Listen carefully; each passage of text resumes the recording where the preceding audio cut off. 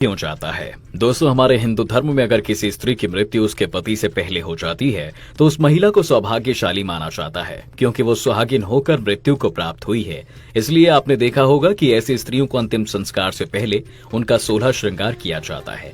इसके बाद ही उसे घाट पर ले जाते हैं। पर क्या इसके पीछे की आपको वजह पता है? दरअसल इसके पीछे की वजह जानने के लिए आपको रामायण काल की एक कथा सुननी होगी।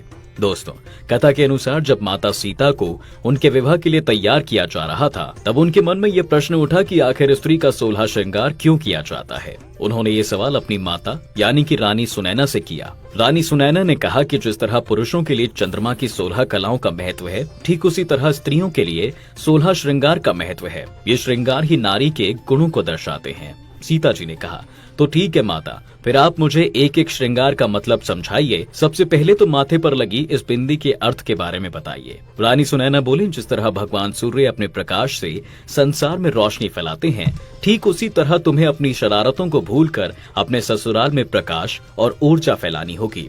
ये लाल बिंदी इसी का प्रतीक है।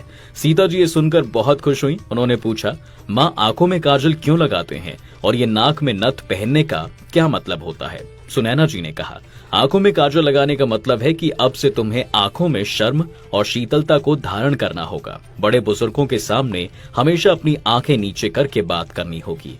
इसके अलावा ये तुम्हें बुरी नजर से भी बचाएगा। और रही बात नाक में नथ की, तो इसका अर्थ है कि अब तुम्हें अपने मन में लगाम लगानी होगी, क्योंकि नारी का मन कितना चंचल होता है ये बात किसी से छुपी नहीं है। इसलिए नथ तुम्हें हमेशा याद दिलाएगा कि मन के बहकावे में आकर तुम्हें भटकना नहीं है। इसके बाद सीता जी ने कहा, माँ, माथे पर लगे टीके का अर्थ क्या होता है, और साथ ही ये भी बताइए कि कानों में कर्णफूल किस बात का प्रतीक है। रानी माँ ने कहा, बेटी, ये टीका तुम्हारे ससुराल के यश और प्रतिष्ठा का प्रतीक होगा। अब से तुम्हें ऐसे काम करने से बचना होगा जिससे तुम्हारी प्रतिष्ठा को नुकसान पहुंचे, क्योंकि अब तुमसे एक नहीं बल्कि 2 घरों की प्रतिष्ठा जुड़ी है। इसके साथ ही कानों में कर्णफूल तुम्हें हमेशा दूसरों की तारीफ सुनने के लिए उत्साहित करेंगे, और ये तुम्हें याद दिलाएंगे कि तुम्हें उन बातों को अनसुना कर देना है जो तुम्हारे और तुम्हारे परिवार के लिए खराब हो। फिर देवी सीता ने कहा, माँ, हाथों की उंगली में अंगूठी और पैरों की उंगली में बिछियां क्यों पहनते हैं?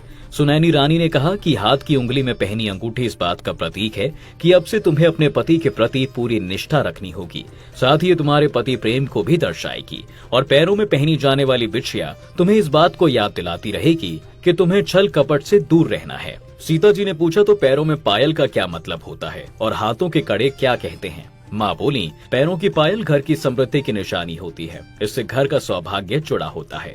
पायल के घुंघरुओं की आवाज से तुम्हारे घर की समृद्धि में बढ़ोतरी होगी। और हाथों के कड़े तुम्हें हमेशा ये याद दिलाएंगे कि तुम्हें कड़वे वचन नहीं बोलने हैं। तुम्हें ऐसी कोई बात नहीं करनी है